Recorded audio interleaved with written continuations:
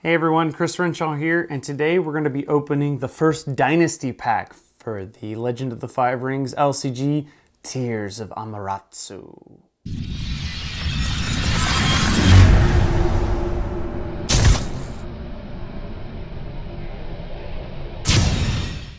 Welcome everyone to the first of 6 unboxings, hopefully, that I'll get to all 6, in the L5R Imperial Cycle, which is the first cycle for the L5R card game.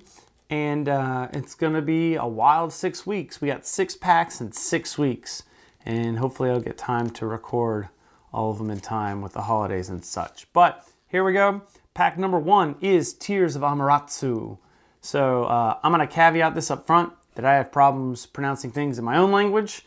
And so in a Japanese-inspired card game, there may be some things where I say names wrong. So we're going to caveat that. And also, unlike the Arkham Horror unboxing I did, I'm going to leave the view up like this, and then I will have Future Chris put in the cards that I'm talking about right here so that you can see them nice and clear. So we've opened up the pack. Of course, there's the cards, and then there's the wrappings, and then of course we've got inserts with lots of ripped lore. So you've got this nice little lore piece that comes with it, called Blind Ambition by DJ Laderoute. And it's a pretty decently long story, so probably getting you into the feel for the Imperial Cycle and this pack in particular. Yeah, we're just gonna...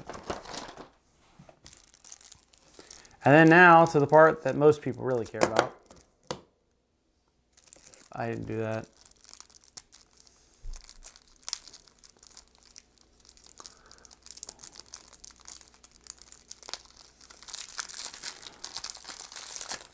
All right, so you have 20 new cards, 3 copies of each card.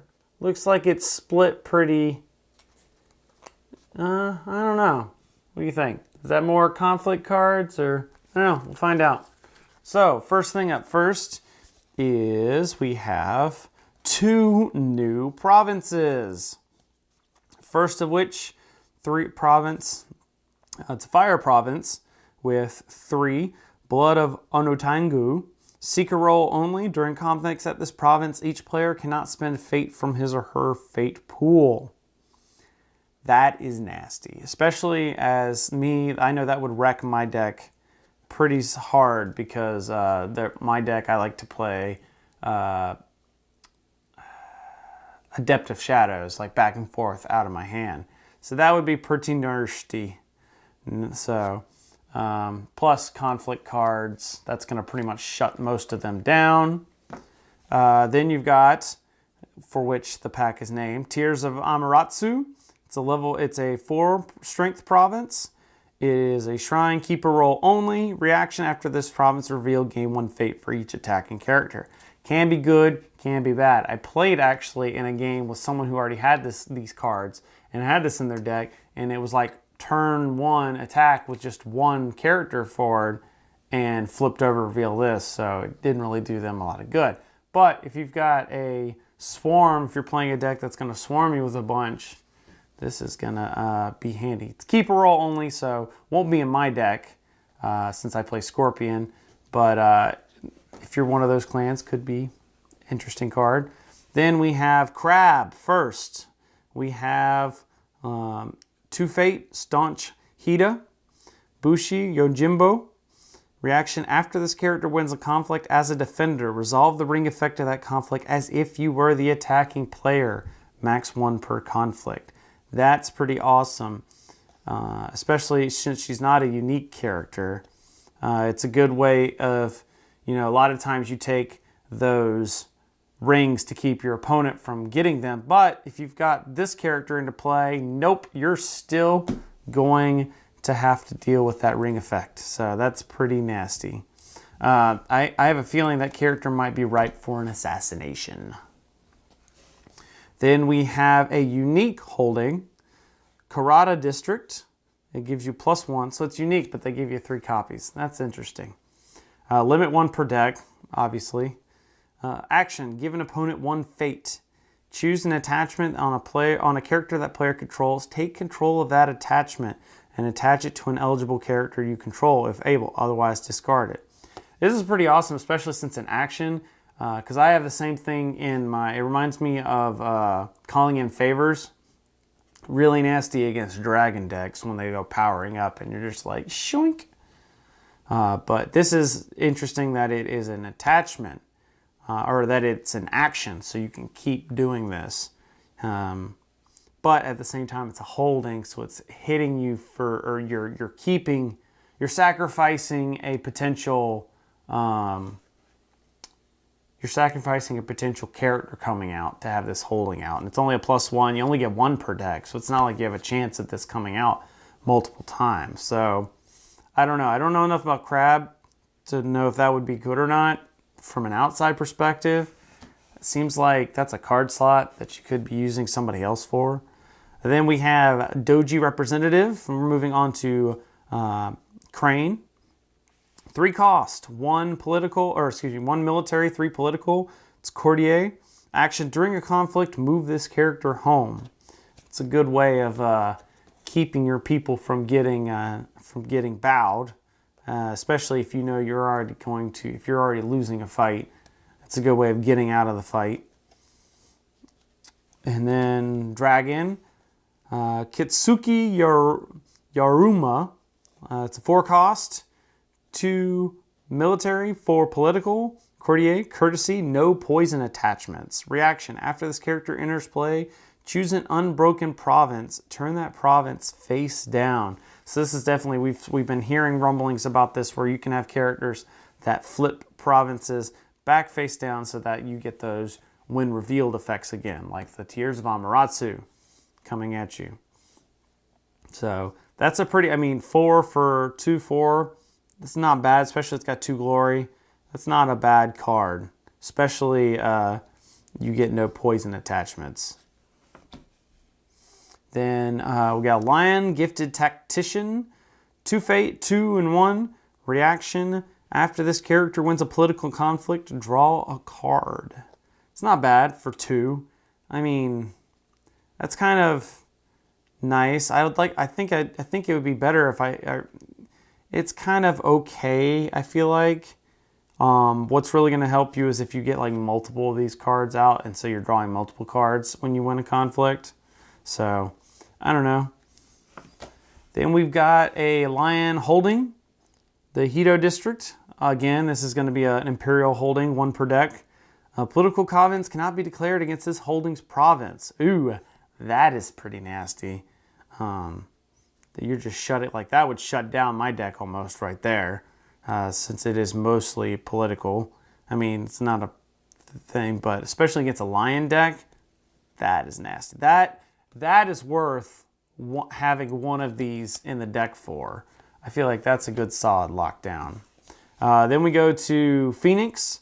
Phoenix, we have a new unique character, Isawa Kaede. 5 cost, 3/4. It's an expensive character. Immune to opponent's ring effects. Ouch.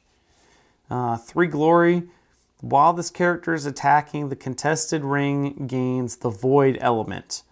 If this character wins the conflict as an attacker, instead of choosing an element to resolve each of that ring's effects. Ouch.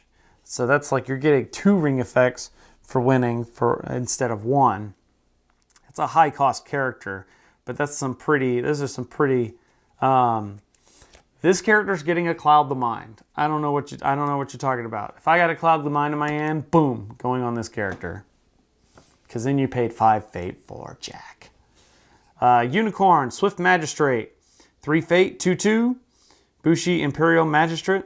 While this character is attacking, each other character that has 1 or more fate on it does not resolve its skill towards the resolution of the conflict.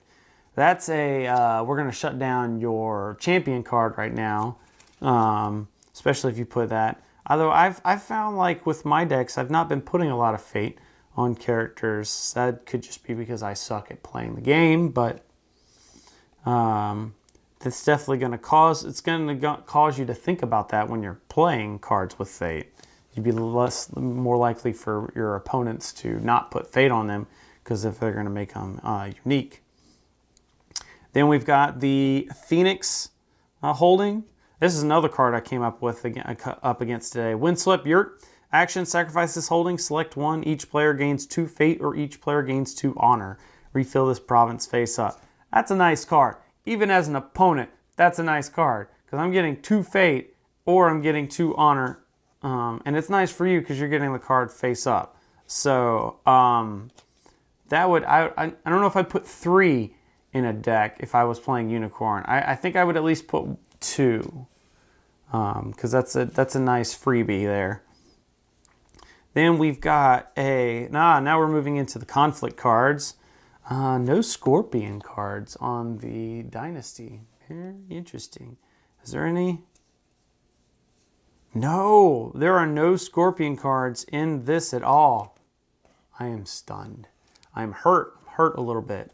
I'm assuming this means there's probably going to be more for me in the next pack or two. I don't know. I haven't looked forward to see what that is. Oh, never mind. I take it back. There are Scorpion cards. I'm an idiot. So, anyways, starting with Crane. Seal of the Crane. It's a 0 attachment, 0 + 1. Attached character gains the clan symbol and the duelist trait. Ooh, this is really nice for splashing in cards. That's definitely going to be handy, especially I have a feeling that that's going to help out if you use, I don't know what Way of the Crane is off the top of my head, but if it's like Way of the Scorpion where it affects your clan card, and plus duelist trait is going to be helpful in that regard there. So then we go Disdainful Remark. Keeper roll only. During a conflict, if you control a participating courtier, I never know how to say that right. Comment below how I'm supposed to say this, because I never, courtier. Until the end of the conflict, the attack province gets plus X strength. X is equal to the number of cards in your opponent's hand. So during conflict, if you control, until the end of the conflict, the attacked province gets plus X strength. X is equal to the number of cards in your opponent's hand. So this is going to be helpful on defense, where you can play this and boost it up, and it's like, you got, and if you're wanting to hang on to them cards, but at the same time, then it's going to force you to play them, which could balance things out and make it worse. I don't know. I don't know how I feel about that card. It's kind of an iffy. I don't know if I would put 3 of if I was building a Crane deck. I don't know. Crane people would probably beg to disagree. All right, we got Dragon, a unique Jade Masterpiece. 1 attachment, 0 + 1. Bow this attachment, choose an unclaimed ring, move 1 fate from the chosen ring to another unclaimed ring. That's kind of neat. Don't know if I'd put 3 of in a deck. That's kind of... that would affect... I know some circumstances where that would affect my ring choice, but, I mean, I don't know. I don't know if that's a 3 of kind of card. That might be a nice one-off kind of thing. Then we go to Lion. Time for War. Cost 0. Seeker roll only. Reaction. After you lose a political conflict, which for Lion could be a lot, choose a Bushi character you control. Put a weapon attachment with printed cost 3 or lower into play from your hand or conflict discard attached to the character. So you're getting it for free just when you lose that is one where it's like you got some cards in your hand. You could whip some out just by sacrificing a thing to make your attack, especially if you're like the second player, where it's like, all right, I'll give you that first one, but bam, I'm gonna play this and like power up my characters for the upcoming military response, which it's also very thematic if you know that right now there's a big lion and crane are kind of at each other's throats. So it kind of makes sense thematically. Then we have an attachment 0/0, Embrace the Void. Play only if you control a Shugenja character. Oh, by the way, this is Phoenix. Interrupt when one or more fate would be removed from an attached character. Instead, move that fate to your fate pool. Okay, so it's like you're paying for the fate, and then instead of removing it off the character, it's coming to your fate pool instead. And the cool part is that you could play this on other characters.